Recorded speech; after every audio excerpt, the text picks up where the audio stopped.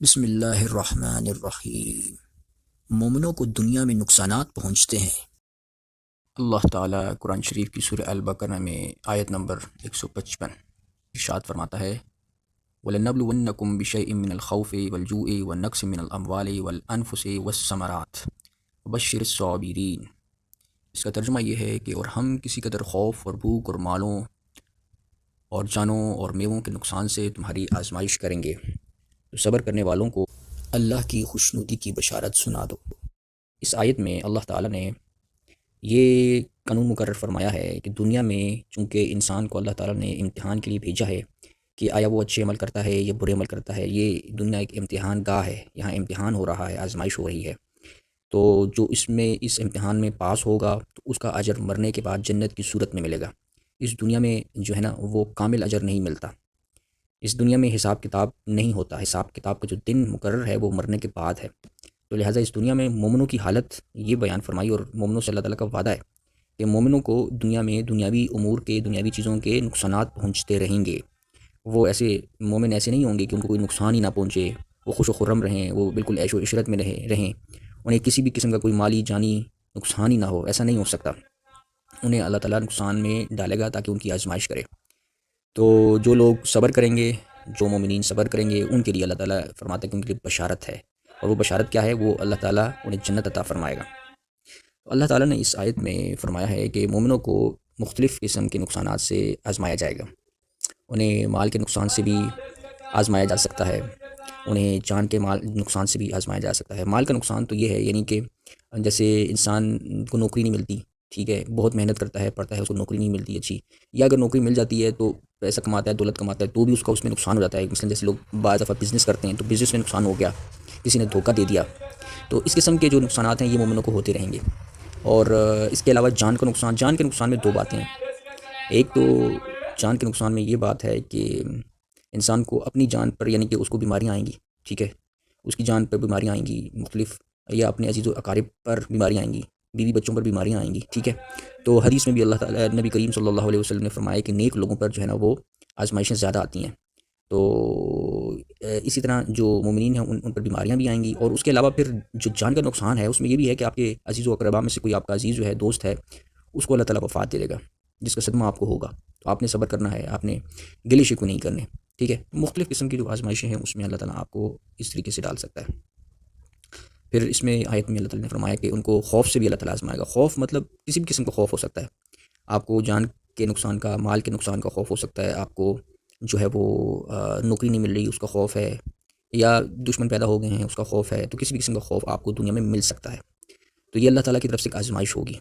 تو پھر اللہ تعالیٰ فرماتے ہیں ثمرات کا نقصان بھی ہوگا، یعنی جو آپ نے اپنی محنت سے جو پھل کمائے ہوئے ہیں، جو آپ کی محنت کی کمائی ہے، جو آپ کی دولت ہے، جو آپ کا بزنس ہے بڑا، جس میں آپ نے بڑی محنت کی ہے، تو اس میں آپ کو نقصان ہو سکتا ہے، ٹھیک ہے۔ تو ان تمام نقصانات سے اللہ تعالیٰ مومنوں کو آزماتا رہے گا، یہ اللہ تعالیٰ کا قانون ہے۔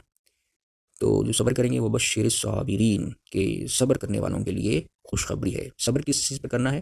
ایک تو نیکیوں پر اور تقوی پر صبر و استقامت سے قائم رہنا ہے، ایک تو صبر کا مفہوم یہ ہے، اور دوسرا یہ ہے کہ جب انسان پر کوئی مصیبت، آزمائش پہنچتی ہے تو اس پر وہ گلے شکوے نہیں کرتا، وہ صبر کرتا ہے۔ وہ یہ نہیں کہتا کہ میں تو بڑا اللہ تعالیٰ کا بڑا نیک بندہ ہوں، مجھے کیوں یہ مصیبت آ گئی، مجھے کیا اللہ تعالیٰ مجھے دیکھتا نہیں ہے کہ میں اتنی نمازیں پڑھتا ہوں، اتنا نیک ہوں، اور اللہ تعالیٰ مجھے آزمائشوں میں ڈال رہا ہے، تکلیفوں میں ڈال رہا ہے، مصیبتوں میں ڈال رہا ہے، فلاں دشمن مجھ پر حملہ کرتے ہیں، وہ مجھے نقصان پہنچاتے ہیں، کیا میں اللہ کو نظر نہیں آتا؟ اللہ تعالیٰ دیکھتا نہیں ہے کیا؟ کیوں اللہ تعالیٰ میری مدد نہیں کرتا؟ نعوذ باللہ، استغفر اللہ۔ اس قسم کے کفریانہ اور مشرکانہ قسم کے جو کلمات انسان ادا کرتا ہے تو یہ بے صبری اور ناشکری اور ایک کفر ہے، یعنی کہ اس طرح کے کلمات ادا کر کے انسان کافر ہو جاتا ہے۔ تو اللہ تعالیٰ فرماتا ہے کہ جو صبر کرنے والے ہیں ان کے لیے خوشخبری ہے، بے صبروں کے لیے نہیں ہے۔ صبر یہ ہے کہ مایوسی نہیں کرنی، استقامت سے جو ہے وہ قائم رہنا ہے اپنی نیکیوں پر۔ یہ نہیں کہ کوئی آزمائش آ گئی تو اب میں نماز نہیں پڑھتا، میں نے نمازیں چھوڑ دی ہیں، یا بندہ کہ میں تو دعائیں کرتا رہتا ہوں اللہ تعالیٰ سے، اللہ تعالیٰ سنتے ہی نہیں ہے، قبول ہی نہیں کرتا۔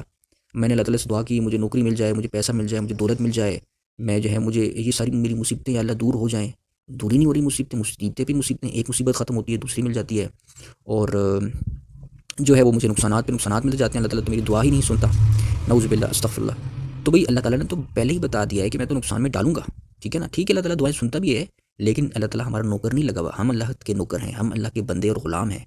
اللہ نے ہماری بات نہیں ماننی، ہم نے اللہ کی بات ماننی ہے، نوکر ہم ہیں، بندے اللہ کے ہم ہیں۔ ہمارا خالق اور مالک جو ہے نا وہ کون ہے؟ وہ اللہ ہے۔ حکم کس کا چلے گا؟ ہمارا کا چلے گا کہ اللہ کا چلے گا؟ اللہ کا چلے گا۔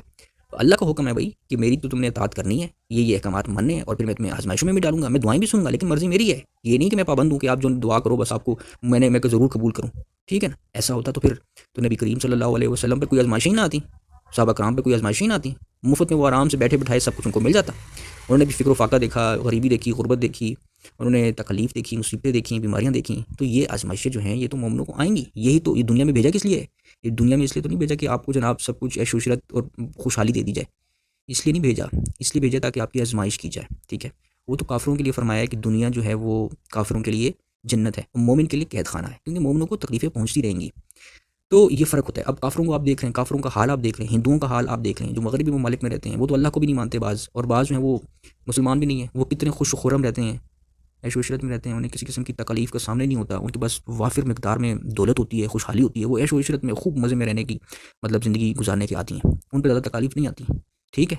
کیوں؟ کیونکہ انہوں نے اللہ کو چھوڑ دیا، تو وہ دنیا میں ہی مطلب ان کو دے دی کہ قرآن میں ایک آیت بھی ہے، اللہ تعالیٰ فرماتا ہے جو لوگ دنیا چاہتے ہیں، دنیا اور اس کی زینت چاہتے ہیں، اس کے خواہاں ہوتے ہیں، اللہ تعالیٰ ان کو وہ دے دیتا ہے، ان کو دے دی جاتی ہے، مگر آخرت میں ان کا کوئی حصہ نہیں ہوگا۔ تو پھر یہ جو ہمارے لیے دعا سکھائی گئی ہے، ربنا آتنا فی الدنیا حسنۃ وفی الآخرۃ حسنۃ، تو اس میں دنیا سے مراد یہ نہیں ہے کہ ہمیں جناب جو ہے نا دنیا کا مال و متاع مل جائے، خوشحالی مل جائے، سب کچھ دنیا کی مل جائے، ہمیں کوئی غم نہ پہنچے، مصیبت نہ پہنچے، بس ہم آرام سے رہیں، یہ مطلب نہیں ہے اس دعا کا۔ بعض جاہل ایسا سمجھتے ہیں کہ دنیا مانگی گئی ہے تو مطلب آپ دنیا کو پوری طرح حاصل کر لو اور ملنی چاہیے آپ کو، ایسا نہیں ہے۔ دنیا کی حسنات سے مراد یہ ہے کہ آپ ہر وہ جائز چیزیں جو اللہ تعالیٰ نے آپ کے لیے حلال قرار دی ہوئی ہیں ان کو آپ پانے کی جستجو کرو، اور اللہ تعالیٰ سے دعا مانگو کہ اللہ تعالیٰ آپ کو دے، ٹھیک ہے؟ یہ دعا سکھائی گئی ہے کہ جو چیزیں آپ کے لیے جائز ہیں، مثلاً شادی کرنا آپ کے لیے جائز ہے، رزق کمانا آپ کے لیے جائز ہے، حلال کمائی کمانا آپ کے لیے جائز ہے، آپ کرو، حاصل کرو، یہ دنیا کی حسنات ہیں، ٹھیک ہے؟ آپ جو ہے وہ اچھے اچھے کام کرو، نیکیوں کے کام کرو، صدقات دو، یہ دنیا کی حسنات ہیں۔ دنیا میں یہ تمام ہم بھلائیاں کریں گے، نیک کام کریں گے تو ہمیں جنت ملے گی، یہ بھلائیاں ہیں، ٹھیک ہے؟ تو پھر اللہ تعالیٰ کا دوسرا قانون بھی ہے کہ میں تو آزمائش میں بھی ڈالوں گا، تو مطلب باوجود یہ کہ دعا سکھائی گئی ہے کہ آپ دنیا کی حسنات مانگو اللہ تعالیٰ سے اور آخرت کی حسنات بھی مانگو، لیکن آزمائش پھر بھی ملے گی، ایسا نہیں ہو سکتا کہ آزمائش نہ ملے، تکلیف نہ ملے۔ تو آخرت کی حسنات کیا ہیں کہ جنت ہمیں ملے، دنیا کی حسنات کیا ہیں کہ ہمیں نیک اعمال ملے، ہمیں نمازوں کی توفیق ملے، ہماری صحت تندرستی رہے تاکہ ہم نیک اعمال بجا لائیں، ٹھیک ہے؟ تو اللہ تعالیٰ مومنوں پر فضل و کرم بھی فرماتا ہے اور ان کی مدد بھی فرماتا ہے، لیکن ان کو آزمائشوں میں بھی ڈالتا ہے، جیسے کہ آیت میں فرمایا کہ خوف سے، بھوک سے، مال کے نقصان سے، جان کے نقصان سے، بیماریوں سے اور بزنس کے نقصان سے، مالی تنگی کے نقصان سے، ان تمام چیزوں سے اللہ تعالیٰ نقصان میں ڈالے گا، ٹھیک ہے نا؟ ایسا نہیں کہ آپ بالکل بچ کے رہو گے اور آپ کو کوئی نقصان ہی نہیں ہوگا، ایسا نہیں ہو سکتا۔ تو پھر اللہ تعالیٰ فرماتا ہے جو صبر کرنے والے ہیں ان کے لیے خوشخبری ہے۔ اسی طرح اللہ تعالیٰ آگے پھر آیت میں فرماتا ہے الذین اذا اصابتہم مصیبۃ قالوا انا للہ وانا الیہ راجعون، ان لوگوں پر جب کوئی مصیبت واقع ہوتی ہے تو کہتے ہیں کہ ہم اللہ ہی کا مال ہیں اور اسی کی طرف لوٹ کر جانے والے ہیں۔ یعنی اللہ تعالیٰ فرماتا ہے کہ جب مومنوں پر مصیبت آتی ہے تو وہ گلے شکوے نہیں کرتے، وہ یہ نہیں کرتے کہ اللہ تعالیٰ تو ہماری مدد نہیں کرتا، ہمیں جو ہے وہ ہماری دعا نہیں سنتا، اللہ تعالیٰ ہماری پروٹیکشن نہیں کرتا، ایسی وہ شکوے نہیں کرتے، بلکہ وہ کہتے ہیں کہ بھئی ہم تو خود اللہ کے ہیں، ہمیں نقصان پہنچ گیا، ہم پر مصیبت آ گئی تو کوئی مسئلہ نہیں ہے، بھئی ہم نے آخر مرنا ہی ہے نا، مر کے اللہ کے پاس جانا ہے، اور اصل میں تو یہاں پہ ہمارے ساتھ صرف ہمارے نیک اعمال جائیں گے، یہ دولت، یہ شہرت، یہ عزت، یہ دنیا کی جو چیزیں ہیں یہ نہیں جائیں گی، عزت اور شہرت اور دولت یہ سب تو کافروں کے پاس بھی بہت ہے، ٹھیک ہے؟ ان میں دیکھ لوں کافروں میں کتنے عزت دار لوگ، ملینز کے لوگ ان کو لائک کرتے ہیں، ان کو پسند کرتے ہیں، ان سے محبت کرتے ہیں، تو ان کو شہرت بھی ہے، ان کو دنیاوی عزت بھی ہے، تو اصل عزت تو یہ نہیں ہے، اصل عزت تو وہ ہے جو آپ کو مرنے کے بعد جنت میں ملے گی، مرنے کے بعد آپ کی عزت و ذلت کا فیصلہ ہوگا۔ اس دنیا میں تو بڑے بڑے ظالم جابر لوگ بھی عزت والے، کرپٹ حکمران بھی اپنی عزت کما لیتے ہیں، اپنی پارٹی بنا کے ان کی پارٹی میں ان کی بڑی عزت اور شہرت ہوتی ہے، تو وہ تو اپنے پیسوں سے اپنی عزت بنا لیتے ہیں، لیکن اصل عزت یہ نہیں ہے، اصل عزت جو ہے وہ مرنے کے بعد پتہ چلے گی کہ کس کی عزت ہے، جو نیک کمال کرنے والے ہیں ان کی عزت ہے۔ تو لہٰذا ان پر مصیبت آتی ہے مومنوں پر تو وہ کہتے ہیں ہم تو اللہ ہی کے ہیں اور اللہ کی طرف جانے والے ہیں، یعنی وہ صبر استقامت سے اللہ کا ذکر کرتے ہیں۔ پھر اسی طرح اللہ تعالیٰ اگلی آیت میں فرماتا ہے اولئک علیہم صلوات من ربہم ورحمہ واولئک هم المہتدون، تو اللہ تعالیٰ فرماتا ہے یہی لوگ ہیں جن پر ان کے رب کی طرف سے مہربانی اور رحمت ہے اور یہی سیدھے رستے پر ہیں، یعنی یہی ہدایت یافتہ ہے۔ تو اللہ تعالیٰ نے فرما دیا ہدایت یافتہ کون لوگ ہیں؟ یہ لوگ ہدایت یافتہ ہیں، وہ لوگ ہدایت یافتہ نہیں ہیں جو عیش و عشرت میں اور خوش و خرم زندگی گزار رہے ہیں، جن پہ کوئی مصیبت نہیں آئی، کوئی آزمائش نہیں آئی، کوئی مالی تنگی نہیں آئی، اور وہ سمجھ رہے ہیں دیکھو جی اللہ تعالیٰ نے تو بڑا ہمیں رزق دیا ہے، ہم پہ کوئی مصیبت ہی نہیں آ رہی ہے۔ وہ ہدایت یافتہ نہیں ہے، ہدایت یافتہ یہ لوگ ہیں جن پر مال کا نقصان، جان کا نقصان، مصیبتیں آ رہی ہیں، بھوک کا خوف ہے، ہر قسم کی مطلب ان پر آزمائشیں آ رہی ہیں اور وہ صبر کرنے والے ہیں، ان کے لیے جو ہے یہ لوگ جو ہیں یہ ہدایت یافتہ ہیں، یہ ہے ہدایت یافتہ اصل۔